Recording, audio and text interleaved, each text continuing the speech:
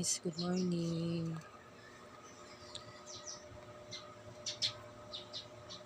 Silipin ko muna yung bahay ni Kuya Tutok mga guys. Kung napasukan ba ng kasi ang lakas ng ulan kagabi at saka hangin.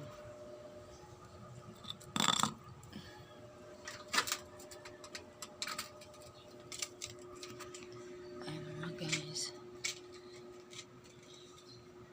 Hindi na kasi ito niya naalagaan mga guys kasi nagkasakit siya mga guys. Wow, naman itong bahay niya mga guys. Wala na nag-aalaga.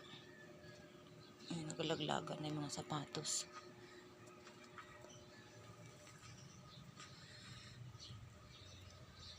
Ay mga guys.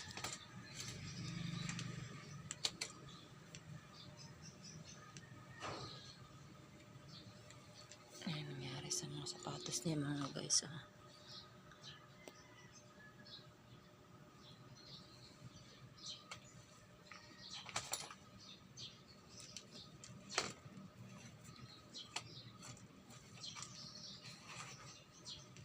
Wala nang nag-aalaga sa niya mga guys. Kasi may sakit si Kuya. Yan. Nagsusulo lang kasi yung mga guys. Kaya ganun.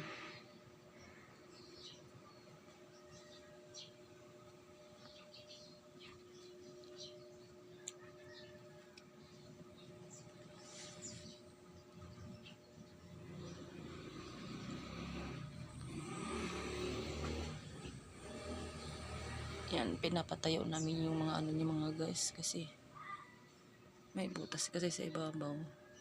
Napasok yung ulan. Mga guys.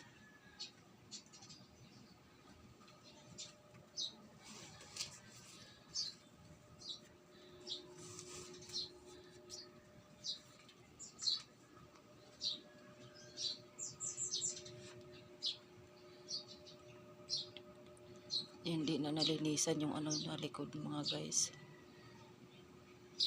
Dito kasi siya sa sulok nakatira mga guys. Wawa naman. Mga guys, good morning mga guys. Wala na siyang mga alagang manok mga guys, naubos na. Pati yung mga niya. Pantari niya sa manok na binta. Pinambayad lang sa ospital mga guys. Tapos ngayon hindi ba siya magaling mga guys.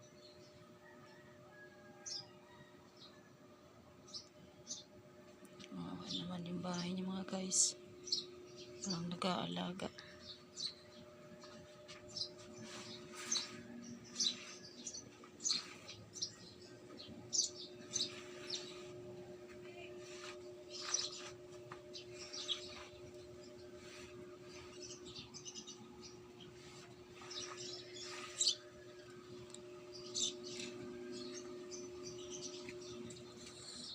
Guys, hindi naman nabasa yung mga higaan niya. Tsaka yung mga gamit niya hindi rin nabasa. Yung sahig lang ang may tubig.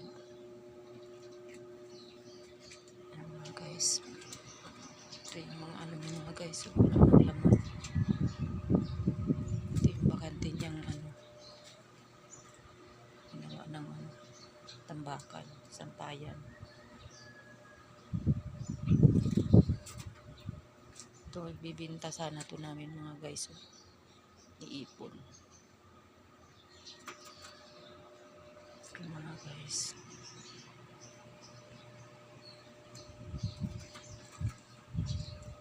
Yung sili mga guys natumba. Lakas ng hangin kagabi. Tsaka ulan. Kasi ngayon parang uulan na naman. Doon na naman ang panahon. Ayan mga guys. Nandito na lang mga guys. Bye bye.